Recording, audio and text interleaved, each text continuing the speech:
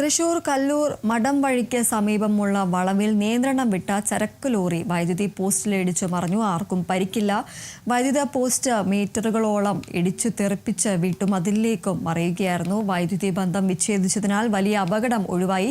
വൈദ്യുത കമ്പികളും സർവീസ് വയറുകളും പൊട്ടിയിരുന്നു. കൊപ്ര കയറ്റി പോയ ലോറിയാണ് അപകടത്തിൽപ്പെട്ടത്. പുതുശ്ശേരിപ്പടി ജോസിന്റെ വീടിന് മുന്നിലെ അലങ്കാര മതിലും റിമോട്ട് ഗേറ്റുമാണ് തകർത്തത്. 4 ലക്ഷം രൂപയുടെ നാശനഷ്ടമുണ്ടായെന്ന് ജോസ് പറഞ്ഞു. കല്ലൂർ മഠം വഴിയിലെ വളവ് മരണവളവായി മാറിയിരിക്കുകയാണ് എന്ന് നാട്ടുകാർ ആരോപിച്ചു.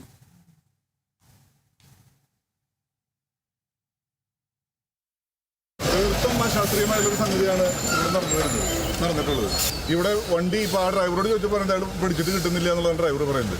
ഒരൊറ്റ കാര്യം പറയാനുള്ളൂ, ഒരു 10-15 അപകടം ഈ മൂലയ്ക്ക് നടന്നു കഴിഞ്ഞു. ഒരു വാർണിംഗ് ബോർഡ് പോലും വയ്ക്കാനായിട്ടുള്ളൊരു സന്മനസ് നമ്മളുടെ ഈ ഡിപ്പാർട്ട്മെൻറ്റുകളുടെ ഭാഗത്ത് ഉണ്ടായിട്ടില്ല. ഇവിടെ ഒരു പാലം പണിതിട്ടുണ്ട്. ആ പാലം പണിയുന്ന സമയത്ത് ഇതിനേക്കാൾ വിട്ട് ഒരു 2 അടിയും കൂടി താഴ്ത്തിയിട്ട് വേണമായിരുന്നു ആ പാലം റെഡിമെയ്ഡായിട്ട് പണിത് വെച്ചിട്ടുള്ള സ്ലാബുകൾ കൊണ്ടുവയ്ക്കാൻ വേണ്ടിയിട്ട്. വെട്ടുകല്ലുകളുണ്ടായിരുന്നു. അതിൻ്റെ മുകളിൽ വെച്ച് സൂത്രത്തിൽ കൂടെ പണിതുകൊണ്ടാണ് അവിടെ അത്രയും ഉയർന്നു വന്നത്.